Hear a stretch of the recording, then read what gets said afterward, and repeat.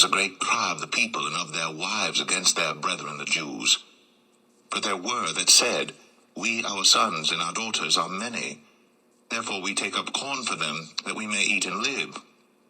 Some also there were that said, We have mortgaged our lands, vineyards, and houses, that we might buy corn because of the dearth.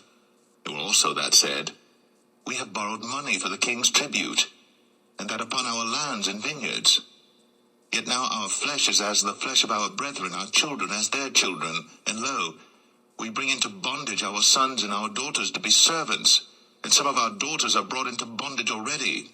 Neither is it in our power to redeem them, for other men have our lands and vineyards.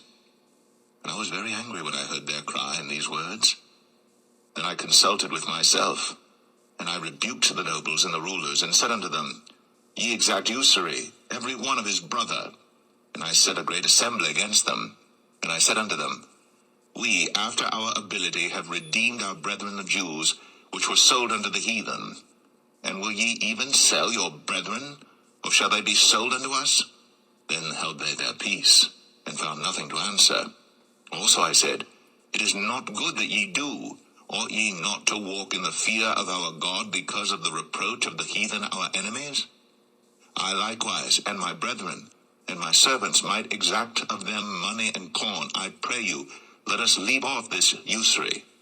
Restore, I pray you, to them, even this day, their lands, their vineyards, their oliveyards, and their houses, also the 100th part of the money and of the corn, the wine and the oil, that ye exact of them.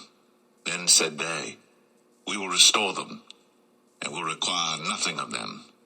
So will we do as thou sayest. Then I called the priests, and took an oath of them, that they should do according to this promise. Also I shook my lap, and said, So God shake out every man from his house, and from his labor, that performeth not this promise, even thus be he shaken out and emptied. And all the congregation said, Amen, and praised the Lord. And the people did according to this promise. Moreover, from the time that I was appointed to be their governor in the land of Judah, from the 20th year even unto the 32nd year of Artaxerxes the king, that is, 12 years, I and my brethren have not eaten the bread of the governor. But the former governors that had been before me were chargeable unto the people, and had taken of them bread and wine, beside 40 shekels of silver, yea, even their servants bare rule over the people. But so did not I, because of the fear of God. Yea, also I continued in the work of this wall. Neither bought we any land, and all my servants were gathered thither unto the work.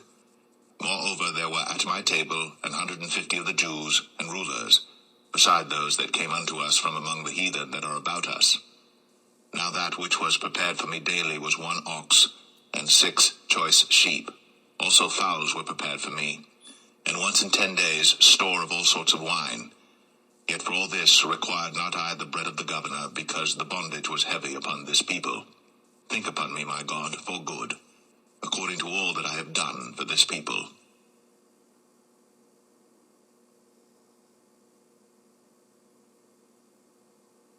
Nehemiah 6.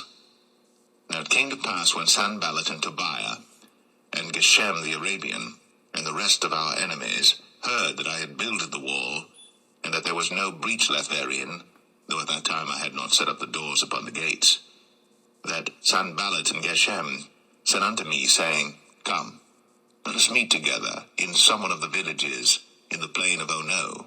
But they thought to do me mischief. And I sent messengers unto them, saying, I am doing a great work, so that I cannot come down. Why should the work cease, whilst I leave it, and come down to you?